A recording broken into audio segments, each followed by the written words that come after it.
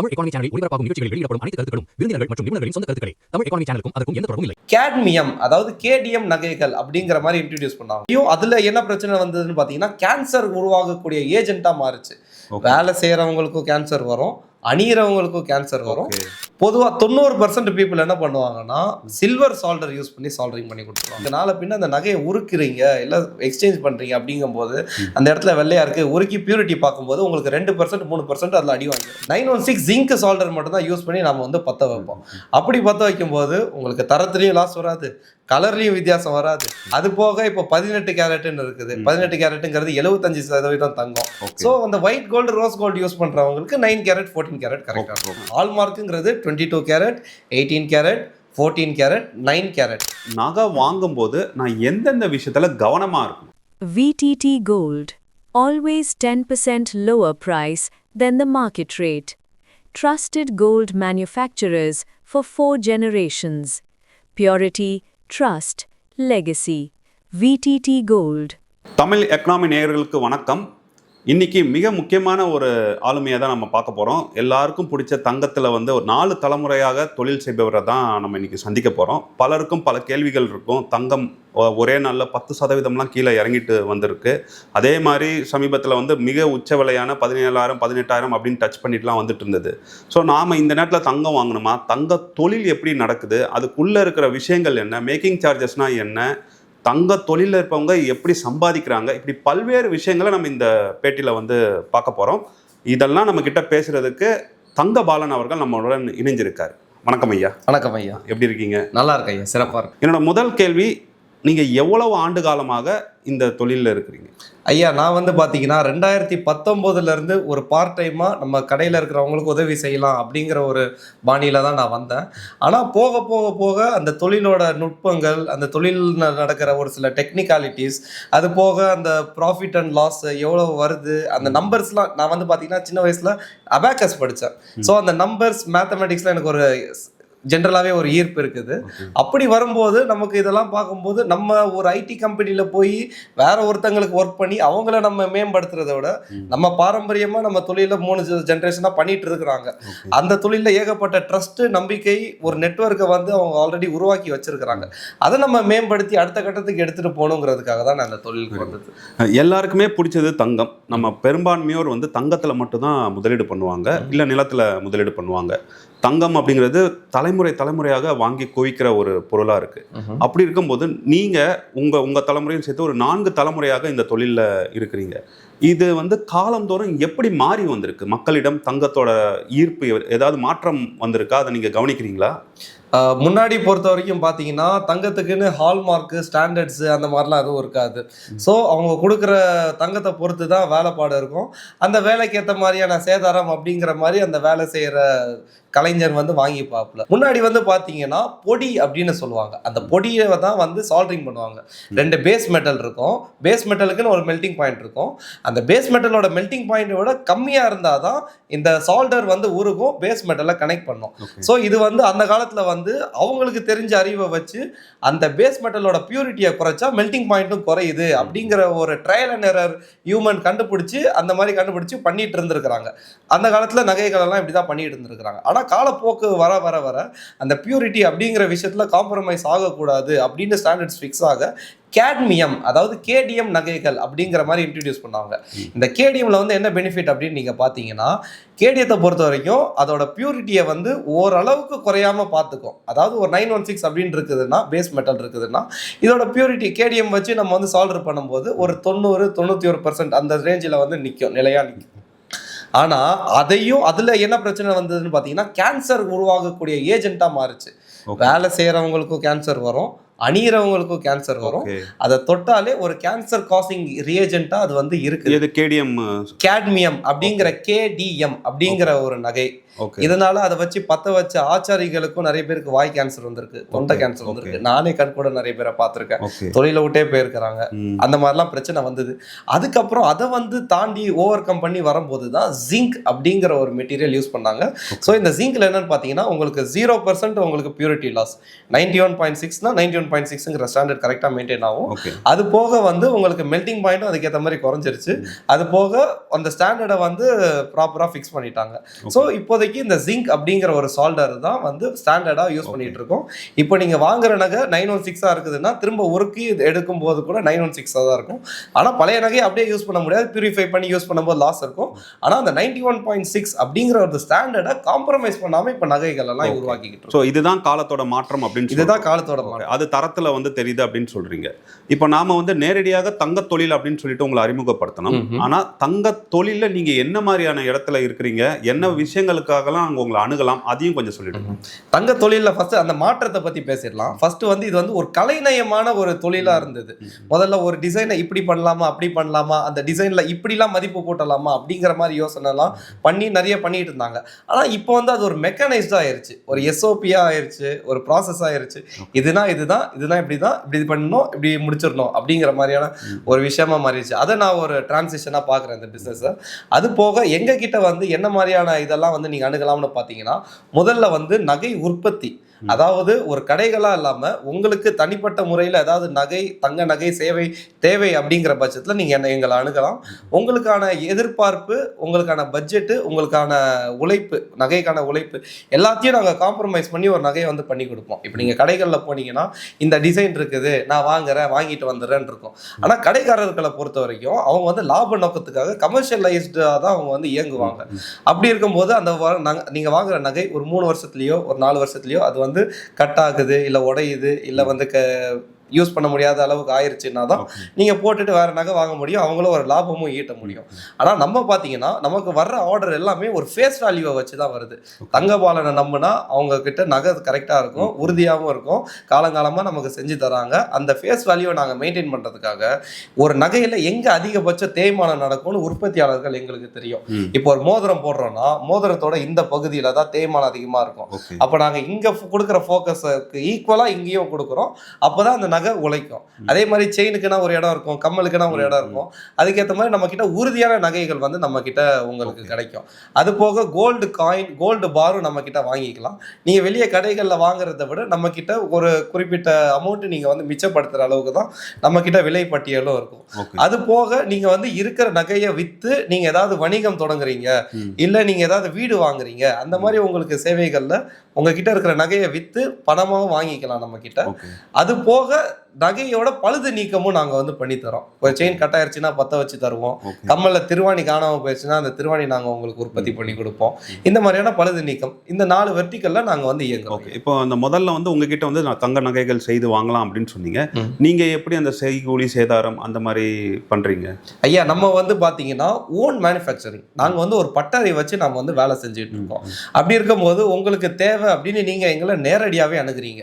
பொதுவா இந்த தொழிலோட சுழற்சி முறை எப்படி இருக்கும்னு பாத்தீங்கன்னா, ஒரு ஹோல்சேலர் ஒரு உற்பத்தியாளருக்கு வேலை கொடுப்பாப்புல, அவர்கிட்ட இருந்து ஹோல்சேலர் மேனுஃபேக்சரர் கிட்ட இருந்து ஹோல்சேலர் ப்ரொக்யூர் பண்ணி ஹோல்சேலர் கிட்ட இருந்து ரீட்டைலர் போவோம், ரீட்டைலர் கிட்ட இருந்து என் கன்சியூமர் கிட்ட போவோம். அப்படின்னா உங்களுக்கும் எங்களுக்கும் நடுவுல 2 கை மாறுது. 2 கை மாறும்போது 2 கையோட லாபமும் அதுல இருக்கும். அப்படி பார்த்தா பொதுவாகவே ஒரு கடைகள்ல பொதுவாகவே நான் சொல்றேன் 12%, 15%, 18%ங்கிற மாதிரியான ஸ்டாண்டர்ட்ஸ் வந்து இருக்கும். நம்ம கிட்ட நீங்க டைரக்டா மேனுஃபேக்சர் பண்றதுனால 2 பேரோட மிடில்மேன் மார்ஜின் குறையுது. அப்படி இருக்கும்போது உங்ககிட்ட நீங்க என்ன தேவை, உங்களுக்கு என்ன தேவை அப்படிங்கிறத டைரக்டா கம்யூனிகேட் பண்றீங்க. அப்போ உங்களுக்கு ஏத்த பர்சனலைஸ்டு ஜுவல்லரியா நம்ம வந்து உங்களுக்கு பண்ணி கொடுப்போம். செய்கூலி சேதாரமும் கடைகள்ல வாங்குறத விட 25% இருந்து 50% கண்டிப்பா நம்ம கிட்ட மிச்சப்படுத்தலாம். அது வேலைக்கு ஏத்த மாதிரி, தொழிலுக்கு ஏத்த மாதிரியான ஒரு செய்கூலி சேதாரம் இருக்கும். இப்போ நம்ம கடைக்கு போனா நமக்கு வேண்டிய டிசைன்ல நல்லா கஸ்டமைஸ் பண்ணி வாங்கிக்க முடியும். இந்த மாதிரி உங்ககிட்ட வாங்க முடியுமா? நாங்க ஒரு படம் கொண்டு வந்து எங்களுக்கு இது மாதிரி செஞ்சு கொடுங்க அப்படின்னா செய்ய முடியுமா உங்களால? செய்யலாம் ஐயா. ஒரு படம் கொடுத்து எனக்கு இந்த மாதிரி பண்ணலாம், இல்ல நீங்க கொடுக்குற படத்தை நாங்க அப்படியே பண்ண மாட்டோம். அதுல நாங்க என்ன மாதிரி மதிப்பு கூட்டலாம், அந்த கலைநயத்தை இன்னும் எப்படி உயிரோட்டம் பண்ணலாம் அப்படிங்கிற ஒரு தோதுல தான் நாங்களும் வேலை செய்வோம். இப்போ அடுத்த வெர்டிகல் வந்து பார்க்கலாம். நகையை வந்து உங்ககிட்ட கொடுத்து பணமா வாங்கிக்கலாம் அப்படின்னு சொன்னீங்க. சரி, இப்போ நான் வந்து உங்ககிட்ட நகையை கொடுக்குறேன் அப்படின்னா அதுல நீங்க வந்து அதோட சுத்தத்தை செக் பண்ணுவீங்களா? அது பாயிண்ட் நம்பர் 1. அடுத்தது எந்த ரேட்ல வந்து நீங்க அந்த நகையை எடுத்துப்பீங்க? ஐயா, பொதுவாகவே பார்த்தீங்கன்னா நாங்க வந்து 916 சீல் இருக்குது, ஹால்மார்க் இருக்கு அப்படின்னாலே நாங்க ஒரு சில ப்ரிலிமினரி டெஸ்ட்லாம் நாங்கள் பண்ணுவோம். அது பண்ணி ஓகே எங்களுக்கு சாட்டிஸ்ஃபேக்ஷனாக ஆச்சுன்னா 916க்கான ரேட்ல இருந்து மார்க்கெட் ரேட்டுக்கு என்ன எப்படியும் பஃபர்னு ஒன்று இருக்கும், ஸ்ப்ரெட்னு ஒன்று இருக்கும், உங்களுக்கு கண்டிப்பாக தெரியும். வாங்குற ரேட் ஒன்று, விற்கிற ரேட் ஒன்று. தங்கம் மாதிரியான அசட்டுக்கு மட்டும்தான் இந்த ஸ்ப்ரெட்டுங்கிறது ரொம்ப கம்மி. மற்ற என்ன பொருளாக எடுத்தாலும் வாங்குற ரேட் ஒன்று இருக்கும், விற்கிற ரேட் ஒன்று இருக்கும். அது போக மோஸ்ட் லிக்விட் அசட்டும் கூட, அதனால எப்போ விற்றாலும் உங்களுக்கு காசு வாங்கிக்கலாம். அப்படி இருக்கும்போது அந்த ப்ரிலிமினரி டெஸ்ட்லாம் முடிச்சதுக்கப்புறம் பொதுவாகவே ஒரு 200 ரூபா 300 ரூபா, அதிகபட்சம் ஒரு 500 ரூபா 600 ரூபா தான் போகும். சில சமயம் வந்து டிமாண்ட் ரொம்ப கம்மியாக இருக்கும். டிமாண்ட் கம்மியாக இருக்கும்போது இந்த ரொட்டேஷன் அப்படிங்கிற சைக்கிளே வந்து கொஞ்சம் ஸ்லோவாக இயங்குற மாதிரி இருக்கும். அப்போ கொஞ்சம் பஃபருங்கும் போது ஒரு 500 ரூபா 600 ரூபா வரைக்கும் கம்மி பண்ணி எடுக்கிற மாதிரி இருக்கும். ஆனால் பொதுவாக ஸ்டாண்டர்டுங்கிறது 200 300 400 தான் இந்த ஸ்டாண்டர்டு. நீங்கள் 200 ரூபா 300 ரூபா கம்மி பண்ணுவேன்னு சொல்றீங்க. இப்போ நம்ம போர்டில் ஒரு ரேட்டு பார்ப்போம், எந்த கடைக்கு போனாலும் போர்டில் ஒரு ரேட் பார்ப்போம், அதுதான் இன்றைய விலைன்னு எழுதியிருக்கும். அந்த ரேட்லேயே தான் அவங்க எடுப்பாங்க. மேபி கொஞ்சம் கமிஷன் எடுக்கிற மாதிரி இருக்கும். நீங்கள் 200 ரூபா 300 ரூபாங்கிறது அதிகமாக இருக்குது. இது கடைக்கும் அப்புறம் உங்களுக்கு என்ன வித்தியாசம் வருது? ஐயா, பொதுவாகவே பார்த்தீங்கன்னா இந்த 200 ரூபா 300 ரூபாங்கிறது மார்க்கெட் நிலைப்படி ஒரு பொருளுக்கு வாங்குறதுக்குன்னு ஒரு ரேட் இருக்கும், விற்கும் போது ஒரு ரேட் இருக்கும். அது இந்த தங்கத்துல தான் ரொம்ப கம்மிங்கிற மாதிரி நான் முன்னாடி சொல்லியிருப்பேன்.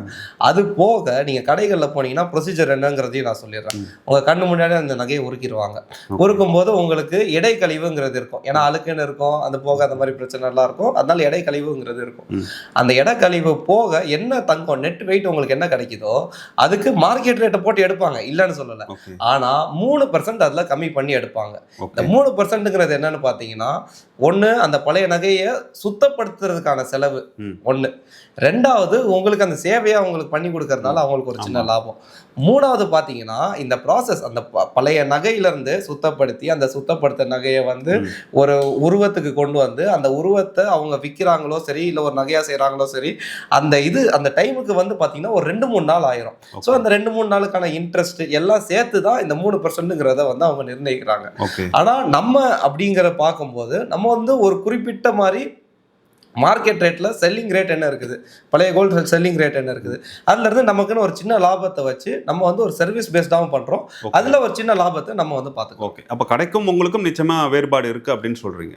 கண்டிப்பாக நீங்கள் கடைகளில் விற்கிறத விட நம்மக்கிட்ட விற்கும்போது ஒரு குறிப்பிட்ட அமௌண்ட், ஒரு கிராமுக்குன்னு இவ்வளோ அமௌண்ட் உங்களுக்கு கண்டிப்பாக கூட தான் கிடைக்கும். ஓகே, மற்றவங்க அதாவது மக்கள் வராங்கன்னா அவங்க கடைகளில் செக் பண்ணி பார்த்துட்டு உங்ககிட்ட வந்துட்டு வித்தியாசம் இருந்தால் உங்ககிட்ட வாங்கிக்கலாம். கண்டிப்பாக நானும் என்ன சொல்லுவேன்னா, உங்கள் கடைகளில் கூட கிடைக்கிறாங்கன்னா கூட வாங்கிக்கோங்க, தப்பு இல்லை. ஏன்னா உங்களுக்கு ஒரு 50 ரூபா 100 ரூபா கூட கிடைக்கும் போது உங்கள் பொருள் அது.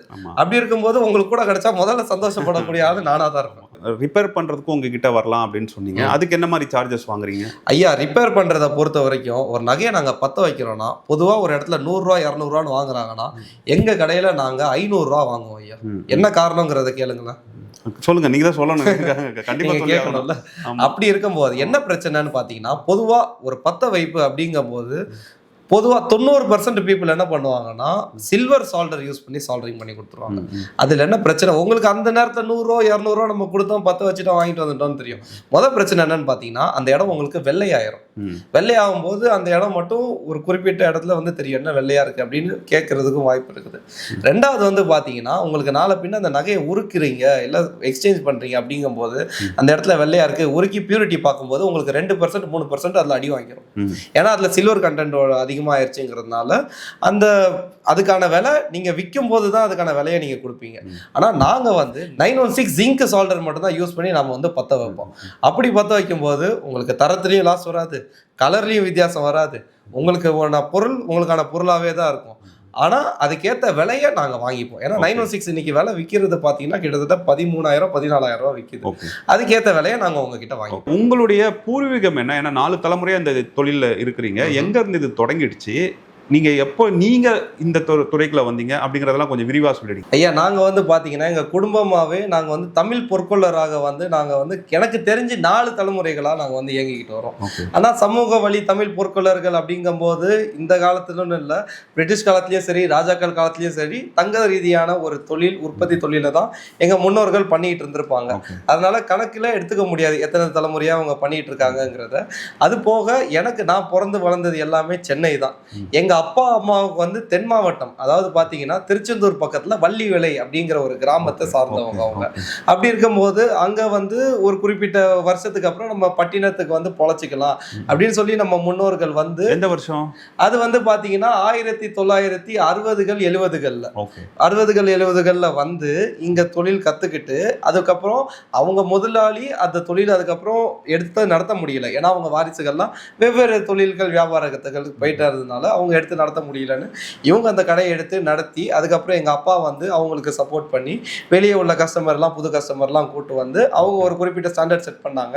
அதுக்கப்புறம் நான் படிச்சுக்கிட்டு இருக்கும்போது பார்ட் டைமாக சரி இவங்களுக்கு மார்க்கெட் போயிட்டு வரணும், கொஞ்சம் ஹெல்ப் பண்ணணும், கஸ்டமர் ஹேண்டில் பண்ணணும் அப்படிங்கிற ஒரு சில விஷயங்கள்ல நான் வந்து ஹெல்ப் பண்ணியிருந்தேன். அதுக்கப்புறம் என்னோட வாழ்க்கையில் ஒரு இடத்துல வந்து ஒரு டெசிஷன் எடுக்கணுங்கிற சூழ்நிலை வந்தது. 5 வருஷம் பாண்ட் சைன் பண்ணி ஒரு கார்பரேட்ல வேலை பார்க்குறியா, இல்லைன்னா நம்ம ஃபேமிலி பிஸ்னஸை வந்து நீ வந்து அடுத்துக்கு எடுத்து போறியா அப்படின்னு. அப்போ 5 வருஷம் பாண்ட் சைன் பண்ணி அவங்க கிட்டே நம்ம வந்து ஒரு அடிமையா இருக்கிறதுக்கு நம்ம காலங்காலமா பரம்பரையா செஞ்ச தொழில, அதுவும் தங்கம்ங்கிறது பேர்லயே இருக்குது, அதுவே நமக்கு ஒரு பிராண்டாகவும் செயல்படுது. அப்படி இருக்கும்போது நம்ம இந்த இருக்கிற தொழில்ல நிறைய இன்னோவேஷன் கொண்டு வரலாம், நிறைய ப்ராசஸ் நம்ம வந்து இம்ப்ளிமெண்ட் பண்ணலாம்னு சொல்லி நம்ம படிச்சுக்கிட்டு, ஏன்னா எங்க தலைமுறையில நான் தான் முதல் பட்டதாரி. அப்படி இருக்கும்போது ஒரு முதல் பட்டதாரியா நம்ம இவ்வளோ ட்ரெடிஷனலா பண்ணிட்டு இருக்கிறாங்களே, இல்ல தியரிட்டிக்கலா சரி பிராக்டிக்கலா சரி சயின்டிபிக்கலா நிறைய விஷயங்கள் இம்ப்ளிமெண்ட் பண்ணலாமேன்னு சொல்லி அந்த வெற்றிடத்தை நிரப்புறதுக்கு தான் அந்த தொழிலுக்கே வந்து. Very good yeah. இப்போ 1960ல் வந்து தொழில் கத்துக்க வந்தாங்க அந்த மாதிரி சொன்னீங்க. நீங்க பொற்கொள்ளர் தான், ஆனா இங்க தொழில் கத்துக்கிறது அப்படிங்கிறது நகையை எப்படி விற்கணும் இந்த நகரங்கள்ல அப்படிங்கிறத கத்துக்கிறதுங்கிறது ஒரு ஊருக்குன்னு ஒரு வேலைப்பாடுகள் இருக்குது. இப்போ எங்க அப்பா ஊர்கள்ல வந்து பொதுவா பாத்தீங்கன்னா சாலிட் ஐட்டம்ஸ், அதாவது கல்லற்ற நகைகள் வந்து நிறைய வந்து அங்க அந்த உற்பத்தி தான் நடக்கும். இதே எங்க அம்மா சைடு ஊர்னு பாத்தீங்கன்னா கல் நகைகளோட வேலைப்பாடுகள் நிறைய நடக்கும். இப்போ சென்னை அப்படின்னு வந்தீங்கன்னா இந்த ரெண்டும் சேர்ந்து இன்னும் ஒரு சில விஷயங்கள்லாம் நடக்கும்.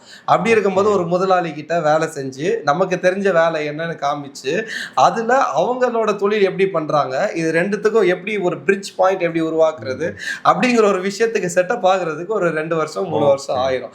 அந்த விஷயத்தை தான் நான் கத்துக்கிறதுன்னு சொல்லிடுறேன். இப்போ நீங்க வந்து ஹால்மார்க் சொன்னீங்க, 916 சொன்னீங்க, நமக்கு 22 கேரட் தெரியும், 24 கேரட் தெரியும். இதுக்குள்ள இருக்கிற வேறுபாடுகள் என்ன? ஒரு எளிய மக்களுக்கு புரியுற மாதிரி சொல்லுங்க, நாங்க எது வாங்கணும்? ஐயா, பொதுவாகவே பார்த்தீங்கன்னா தங்கத்தில் இருக்கிற அதிகபட்ச பியூரிட்டி வந்து 24 கேரட் அப்படிங்கிறது சொல்லுவாங்க. அந்த கேரட்டோட ரேஞ்ச் வந்து 24, அதுதான் மேக்ஸிமம். இப்போ 24 கிராம் வந்து சொக்க தங்கம், பியூர் கோல்டு, 99.9% பியூர் கோல்டு. அந்த பியூர் கோல்டோட உறுதித்தன்மை ஸ்ட்ரென்த் வந்து ஹார்ட்னஸ் வந்து ரொம்ப கம்மியாக இருக்கும். அது கூட கொஞ்சம் காப்பர் கொஞ்சம் வெள்ளி அப்படின்னு சேர்த்து ஒரு அலாயா ப்ரிப்பேர் பண்ணும்போது நமக்கு 22 கேரட் 91.66 அப்படிங்கிற ரேஷியோவில் பர்சன்டேஜில் இருக்கிறது 22 கேரட் நகைன்னு சொல்லுவாங்க. அந்த நகையில் நம்ம வந்து நகை செஞ்சுக்கலாம், நம்ம வந்து காயின் செஞ்சுக்கலாம், நம்ம வந்து இந்த மாதிரியான மதிப்பு கூட்டுறத பொருட்கள் வந்து நம்ம செஞ்சுக்கலாம். அதுல செய்யும்போது நமக்கு உறுதித்தன்மையும் கிடைக்கும், பிளஸ் அது போக அந்த பொருளுக்கான மதிப்புங்கிறதும் ஸ்டாண்டர்டா இருக்கும். அது போக இப்போ 18 கேரட்னு இருக்குது. 18 கேரட்டுங்கிறது 75% தங்கம். அதுல வந்து பாத்தீங்கன்னா 916 நகை வாங்குற அளவுக்கு காசு இல்ல, நம்ம கொஞ்சம் கம்மியா காசை வச்சு நம்ம அதிக இடம் நம்ம வாங்கிக்கலாம்னு ஒரு சில பேர் நினைப்பாங்க.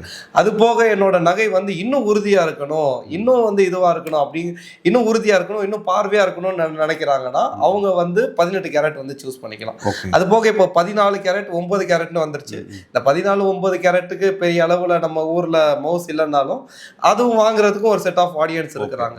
இந்த ஒயிட் கோல்டு ரோஸ் கோல்டுலாம் நீங்க கேள்விப்பட்டிருப்பீங்க. அதெல்லாம் இந்த 9 கேரட் 18 கேரட்ல அலாய்ஸ் காப்பர் வெள்ளி மாதிரியான பலாடியம் மாதிரியான அலாய்ஸ் நிறைய யூஸ் பண்ணும்போது அந்த கலரோட ரிச்னஸ் வந்து கிடைக்கும். ஸோ அந்த white gold rose gold use பண்றவங்களுக்கு 9 கேரட் 14 கேரட் கரெக்டா இருக்கும். இப்போ நம்ம வந்து 24 கேரட் அப்படின்னு சொன்னீங்க. அப்போ 24 கேரட் வந்து நகை பண்ண முடியாதுங்கிறது ஓகே. ஆனா நான் 24 கேரட் தான் வாங்கணும் அப்படின்னா எந்த ஃபார்ம் அண்ட் சைஸ்ல நான் வாங்கலாம்? நீங்க காயினா வாங்கிக்கலாம், பாரா வாங்கிக்கலாம் ஐயா. அதுதான். அது போக நகை செய்ய முடியாதுன்னு இல்ல, ஆனா அதோட உறுதித்தன்மைங்கிறது கொஞ்சம் இதுவாக. தங்கமே உறுதியான ஒரு மெட்டலும்பாங்க, அதுக்கு உறுதித்தன்மை இல்லைங்கிறீங்க நகை? இல்ல, நம்ம இப்போ ஒரு மோதிரமா செய்யும் போது ஒரு 916 மோதிரம் 2 தடவை தட்டுனா நசுங்குறது அப்படிங்கிற பட்சத்துல இது ஒரு தடவை தட்டினாலே உங்களுக்கு நசுங்கிடும். அதனாலதான் அந்த உறுதித்தன்மை அப்படிங்கிற விஷயத்துல காப்பரையும் வெள்ளியும் சேர்த்து அதை கூட்டுறாங்க. இப்போ ஹால்மார்க்குங்கிறது வந்து 22 கேரட்டுக்கு தான் பொருந்தும். இல்ல, ஹால்மார்க்குங்கிறது 22 கேரட் 18 கேரட் 14 கேரட் 9 கேரட் இந்த 4 கேரட் அப்படிங்கிற பியூரிட்டி தரத்துக்கும் கவர்மெண்டான BIS bureau of Indian standards வந்து அலோவ் பண்ணியிருக்கிறாங்க. இந்த தரத்தில் நீங்கள் நகை செய்யலாம்னு அலோவ் பண்ணியிருக்காங்க. 24 கேரட்டுக்கு ஹால்மார்க் இருக்கா? 24 கேரட்டுக்கு ஹால்மார்க் கிடையாது. அப்போ அதை டெஸ்ட் பண்ணணும்னா எப்படி டெஸ்ட் பண்ணணும்? அதை டெஸ்ட் பண்ணணும் அப்படின்னா நீங்கள் ஒரு XRF மிஷின்னு இருக்குது. அந்த XRF மிஷினில் வச்சு நீங்கள் வந்து ரிசல்ட் பார்க்குறீங்கும் போது அந்த கதிர்வீச்சு வச்சு அது மைக்ரான் லெவலில் உள்ள டெப்த்தாக உள்ளே போய் அனலைஸ் பண்ணி தான் அது வந்து பார்த்து சொல்லுது. அது ஃபோட்டோ டெஸ்டிங்னு சொல்லுவாங்களா? அது வந்து XRF டெஸ்டிங்னு சொல்லுவாங்க. ஃபோட்டோ டெஸ்டிங்கிறது அது வேற. ஆனால் இந்த XRF மிஷினில் தான் அதுவும் இயங்குது. அந்த மிஷினுங்கும் போது ஆக்யூரசிங்கிறது இந்த XRF மிஷினில் தான் மேக்ஸிமமாக இருக்குது. அதனால இதை யூஸ் பண்ணிக்கிறாங்க. அதை எளிய மனிதர்களும் போய் அந்த மிஷினை நீங்க ஏதாவது ஒரு நகை கடை போனாலுமே அந்த நகை கடையிலேயே இந்த மிஷின் வந்து வச்சிருக்கிறாங்க. உங்க நகை என்ன மாதிரியான பியூரிட்டி இருக்கு, என்ன மாதிரி, ஏன்னா நீங்க பழைய வேறு நகை விற்கிறீங்கன்னா அவங்களும் அந்த மிஷின்ல டெஸ்ட் பண்ணி பார்த்துட்டு இங்க பாருங்க உங்க நகை எத்தனை பியூரிட்டி இருக்குது, இந்த பியூரிட்டில இருந்து 916 மாத்தினா உங்களுக்கு இவ்வளவு கழிவு வரும், எல்லாமே அவங்க சொல்லுவாங்க. அப்படி இருக்கும்போது நீங்க ஒரு கடைக்காரங்க கிட்ட போய் கூட நீங்க செக் பண்ணி பார்த்துக்கலாம். நான் நகை வாங்க போறேன், ஒரு கடையில வாங்க போறேன் அப்படின்னா எனக்கு நகையோட ரேட்டு தெரியும், ஏன்னா அது மேலேயே எழுதிடுறாங்க. இதை தவிர்த்து நகை வாங்கும்போது நான் எந்தெந்த விஷயத்துல கவனமா இருக்கணும்? ஒன்று 22 கேரட்டை நான் வந்து ப்ரிஃபர் பண்ணி வாங்குங்கன்னு சொல்லுவேன். ஏன்னு பார்த்தீங்கன்னா உங்களுக்கு இப்போ போர்ட் ரேட், இப்போ நகை ரேட்டுனா உங்களுக்கு இன்னைக்கு என்ன தெரியும்? 22 கேரட்டோட ரேட்டு தான் தெரியும். 18 கேரட்டோ 14 கேரட்டோ 9 கேரட்டோ பற்றி தெரியாது. ஆனால் நீங்கள் விற்கும் போது உங்களுக்கு வந்து நீங்கள் 18 கேரட் வாங்குறீங்க, அதுக்கு கீழே கம்மியான குவாலிட்டியில் வாங்குறீங்கன்னா என்ன இவ்வளோ நகை ரேட் இருக்குது, இவ்வளோ கம்மியாக தான் நமக்கு போதும் அப்படிங்கிற ஒரு ஹியூமன் சைக்காலஜி வந்து அங்கே ஆக்ட் ஆயிரும். அதனால நீங்கள் விலை கூட இருந்தாலும் 22 கேரட் நகையை ப்ரிஃபர் பண்ணி வாங்குங்கன்னு நான் சொல்லுவேன். ரெண்டாவது பார்த்தீங்கன்னா நீங்க வாங்குற நகைக்கான வேஸ்டேஜ் மேக்கிங் சார்ஜஸ் நீங்க கொடுக்கறது வந்து ஒர்த்தானு பார்த்து வாங்குங்க. ஏன்னா ஒரு நகையை வந்து ரொம்ப அடிமட்ட வேஸ்டேஜ்ல கொடுக்குற ஆளும் இருக்கிறாங்க, ரொம்ப கூடுன வேஸ்டேஜ்ல கொடுக்குற கடைக்காரர்களும் இருக்கிறாங்க.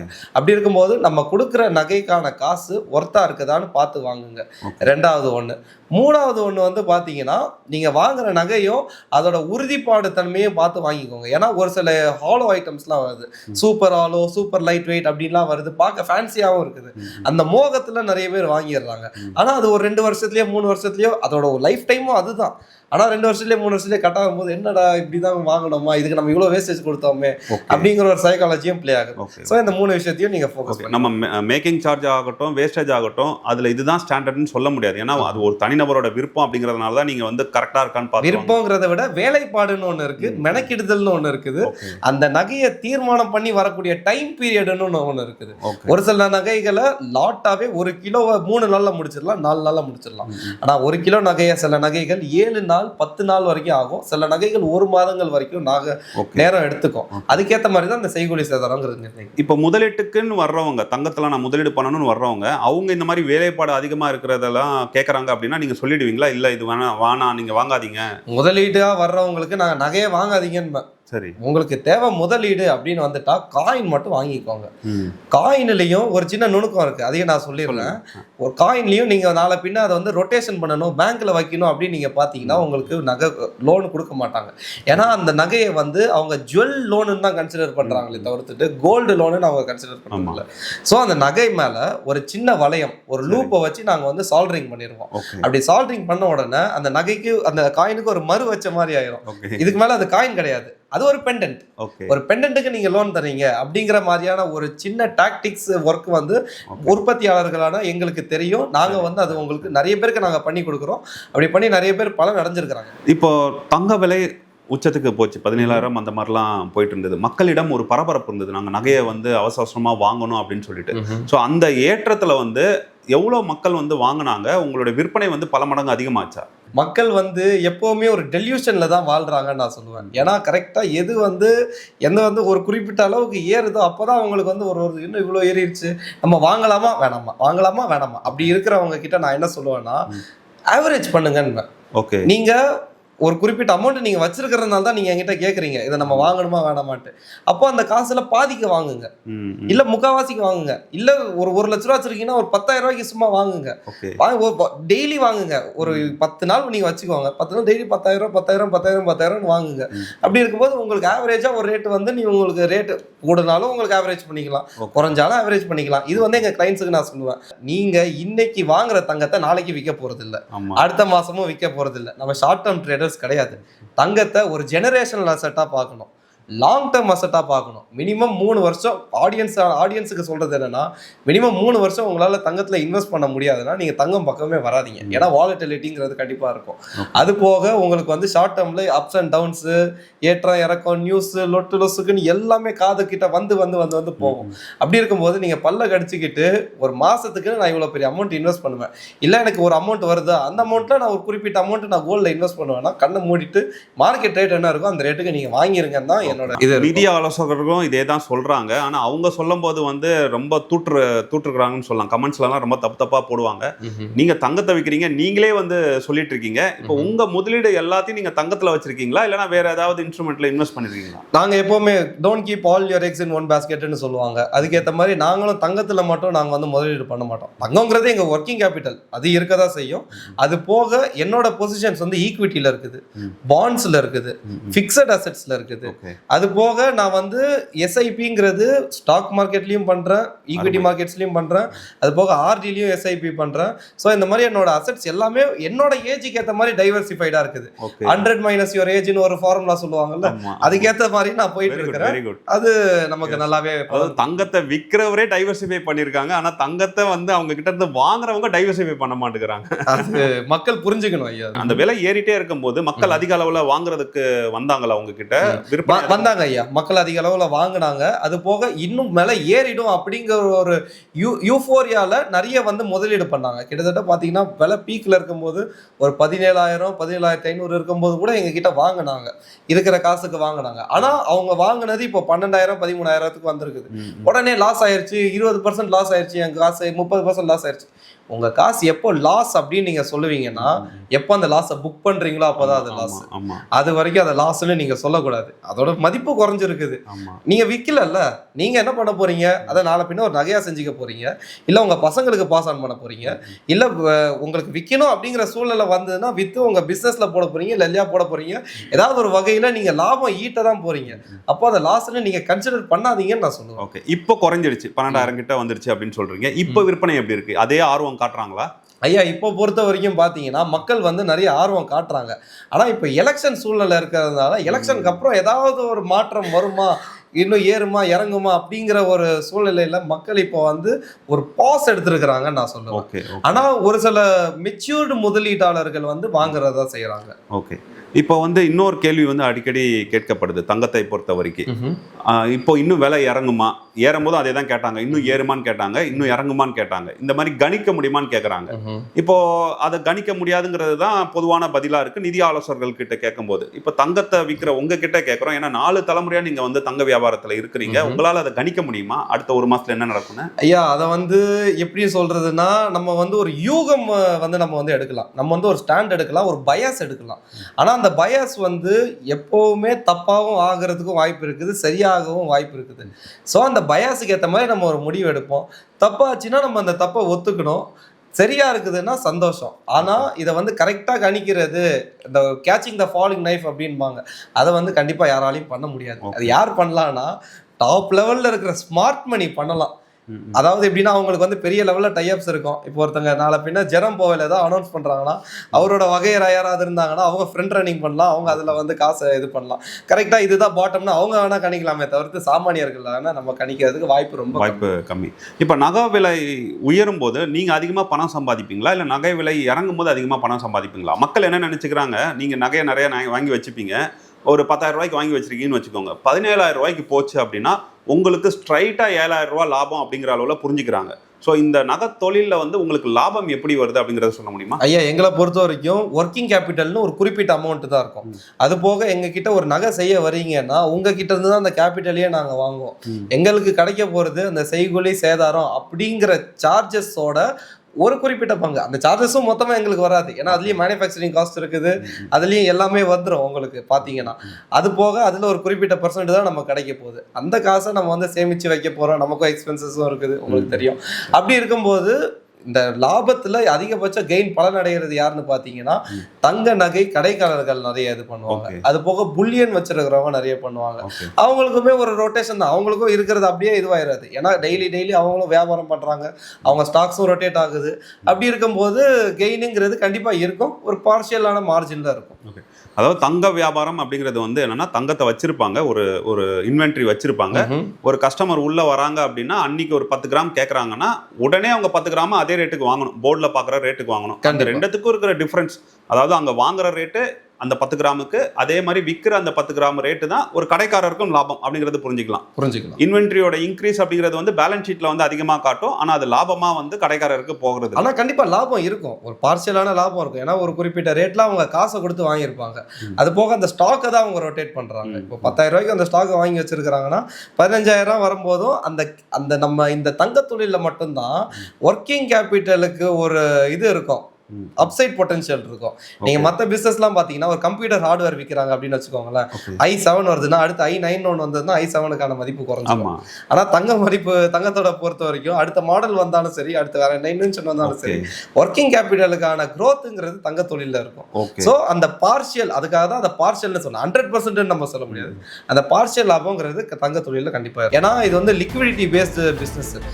ஒரு சைடு லிக்விடிட்டி இருக்கு, ஒரு சைடு லிக்விடிட்டி இல்லைன்னா மாட்டிப்பாங்க வியாபாரிகளான நாங்களே மாட்டியிருக்கோம். ஏன்னா அந்த 1 மணிக்கு மேலே லண்டன் மார்க்கெட் ஓப்பனிங், அந்த விஷயங்கள் நிகழ்ச்சிகள்லாம் நடக்கும். அங்கே யாராவது வந்து ஏதாவது பேசிட்டாங்கன்னா போச்சு, மார்க்கெட் ரேட் ஏறுறதோ இறங்குறதோ என்ன வேணா நடக்கும். ஒருத்தர் விற்றா ஒருத்தர் வாங்க முடியும், ஒருத்தர் விற்கிறதுக்கு ஆளே இல்லைன்னா வாங்குறது மட்டும் எப்படி வாங்குவாங்க?